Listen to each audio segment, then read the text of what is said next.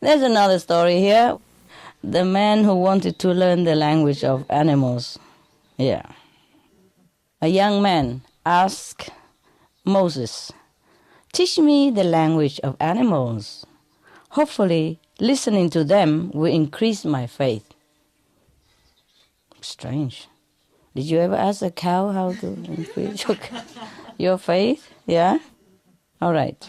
Human language seems to me mostly about getting food and fame. It may be the animals have different concerns, like what the moment of death means. Moses replies, "This is a dangerous ability for you to want." How come? Oh, yes. Wake yourself up in some other way.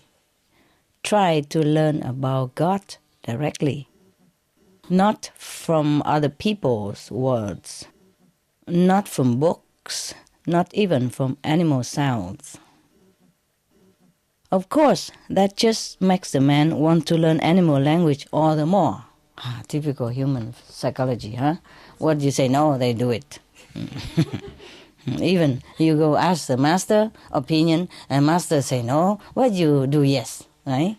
Yeah, it's typical. A lot of people come to master and call master this, master that, call them even Maharaji, call even Supreme Master, huh? And just ask for opinion, and when she say opinion, they don't take it. Yeah? What's the use of asking, huh? People just like to ask something so that the master agree with him or her, and they just like it like that. They don't really want to ask anything. They don't really want a true answer, no? Yeah, you know everything, right? Yep. You know? Maybe your wife knows. Yeah. Where is she? Is she here? Yeah. No. Oh, yeah. You probably know better than him. Always, huh? Always. See, I know everything. Master knows everything. Well, okay. So, the young man said to Moses, Master Moses, "Moses, don't disappoint me in this. It's my last hope." You came to the master and you want to learn from the animal. Isn't that funny? Okay. So Moses asked God, "What shall I do?" He's so fixed on this one thing. Wanting to learn the animal language. Yeah. Okay, God said, teach him what he wants. But this special power is not suitable for him. Even then, God said, okay, teach him, even though he thinks it's not good for him anyway. Yeah. Once more, Moses say, "What you want will terrify you. I don't think you really want it." Moses said to this young disciple, or young follower, yeah? So the guy still insists, "I do want it. Please, teach me the language of the dog and the chicken." Why this? They're easy. Even I can do it. I didn't have to learn it. What? Huh? And the other one, wow, wow, wow. Why does he want to learn? You mean the inner communication, eh? Yeah. The telepathy, huh? But why dog and chicken, All the animals have very interesting conversational skill, the telepathy. Why dog and chicken? Perhaps at that time, Moses mostly in the desert, right? They don't have too many animals except dogs and chicken, right? So what he knows, he wants to learn. Okay, Moses gave in. He said, "It's done." Yeah? At daybreak, to test this out, the young man stands in the doorway and watches a maid shake out a tablecloth. A piece of bread from the night before falls to the ground, and the rooster quickly picks it up. A dog standing nearby says, "This is not fair. You eat grains of corn, which I can't. You enjoy barley and all the rest, the cereals. But that crust of bread, how I love the greasy leftover scraps. So you should have let me have it. Because you have other things that I cannot have anyway. So, you understand, yeah? That was such a mean thing for you to do, to scrap it up before I could get to it. So the rooster say, hey, don't complain, be quiet. God will give you something much better in place of this. The master's horse is going to die tomorrow. Tomorrow will be a feast day for dogs. Probably the meat, huh? Yeah, okay. As soon as the young man who owned the horse hears this, he leads the horse to market and sells it. So he sells it before he dies. Yeah. Because he hears they're speaking now, so he knows what to do. You see?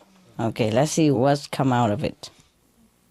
So the next day, the rooster runs off with the leftover bit in the same way, and the dog have a similar conversation again. So the dog say, you said the horse would die, but look, the horse is gone. You lied to me. So the chicken say, that horse did die, but not here, because the man sold the horse, so the loss would be someone else's. He knew it, but he cheated, yeah? Because he sell the horse as the living price. But as soon as the new owner bought the horse, then the horse would die on him, yeah? That means the new one, the one who bought it newly, lost a lot, yeah? Because this man know it and he cheat, you see? You see? Knowing this language already cause you problem. What problem? What problem? Cheating. Dishonesty, yeah? You sell your dignity for some cheap price. But perhaps that didn't matter to him, this guy. Tomorrow, though, tomorrow, the mule will die. The mule, right? The donkey will die. Immediately, also the donkey is sold. The man heard everything. All right. And on the third day, the dog say, liar, liar, prince of liars, where is my surprise banquet, liar? So the chicken say, no, no, I did not lie, I did not lie. The donkey is really dead, but again, sold before it happened. Tomorrow I predict, I am always right, his slave will die. The slave of the owner of the horse and the donkey, yeah, will die. And the next of kin will scatter out lots of bread for beggars and for dogs. This is tradition over there, yeah? Like if somebody die, they will throw bread everywhere for dogs and beggars, yeah. The man, of course, hears and happily sells his dying slave for a fine profit. Oh, that's horrible. Okay.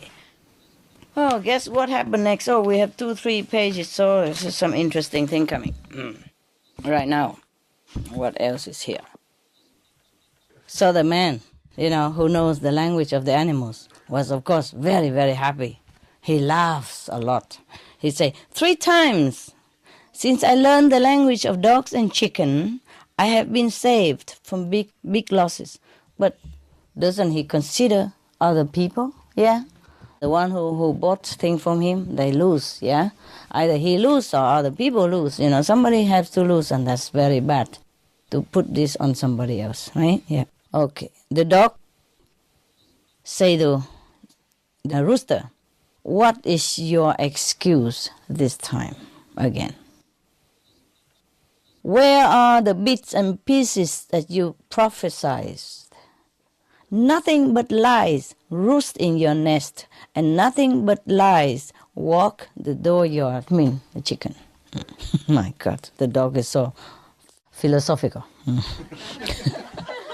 The rooster say, no, not so, not so. I'm so truthful. I tell the truth. Yeah. The roosters are very truthful, like the priest that calls to prayers. We watch the sun and carefully tell the time. In fact, we have the sun inside us. You could turn a big basin over on top of me, and I would still crow at dawn. Such inner sun knowers are God's gift to mankind. We wake people up and remind them of their prayers. The dogs say nothing. I don't think he trusts him anymore. Yeah? So the chicken say, I have another prediction for you. Tomorrow the owner himself will die. Who is selling now? Oh my God. Even though he's young, and his hair in morning will slaughter a cow. Some of the living will reach you, and thin, hard-crusted bread, just what you like. So the death of the horse and the donkey and the slave bring round the death of the man. He kept looking for personal profit from his spiritual gift, and so neglected his devotional work, as usual. When your life is too comfortable and you have too many success, you forget to thank God. Yeah? You forget to pray because too comfortable and happy. You never thought of anything might happen to you. But because he sold 3 times 2 dead animals and was slave to other people, the karma came back to him, and now he died young. It says so in the book. The one who acts without regard to getting anything back is God's beloved, yeah, or a friend of God. In this marketplace of the world, you know, they mean the world is a marketplace. People sit on benches waiting to be paid. The child won't give up the onion in one hand until it has the apple in the others. Well, philosophy again, yeah? Nobody says, the peace of God be with you, without some ulterior motive about making money. Means that in the world, you know, it's always like business, yeah? When people say something nice to you, they want something in return. Except us, huh? Yeah. We don't really. So do you hear a true salam? Mean the Arab word for hello, huh? Peace be with you, yeah? Salam means the Arab word for peace be upon you, yeah? So, do you ever hear a true salam that somebody really means it when he said it? I listen to hear God saying, God's peace be with you, but it's rare. It means that the person who wrote it never truly received a salam in real, honest meaning, yeah?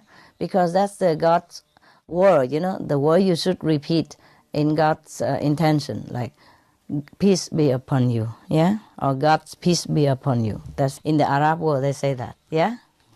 When they see you, they say salam, salam alaikum, yeah? Peace of God be upon you. So the young man hears the rooster prediction and runs to Moses. Save me, Master, please save me. Now, huh? Yeah. Moses say, why don't you sell yourself and make some money? You have become so expert at avoiding loss. Put the suffering off on someone else. I saw this coming on the side of a brick. But you can see it even if it were in your mirror. You got it, huh? The people here, they're really philosophical. Okay, translation.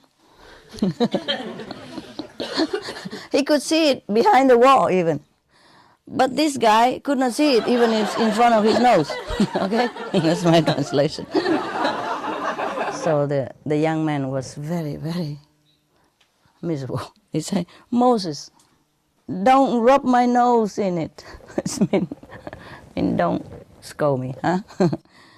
At least bless my soul before I die.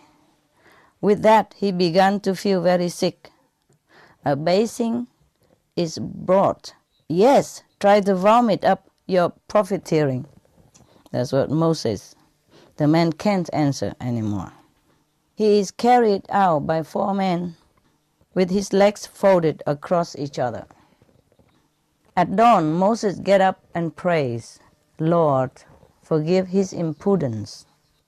No one who can't keep his mouth shut is fit to learn the secrets of the unseen. Only seabirds live on the ocean.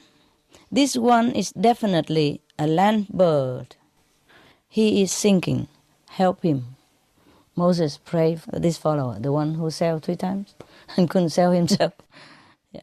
So I think God asked him, would you like me to rise him from the dead for you, Moses? I would rise everyone from the dead.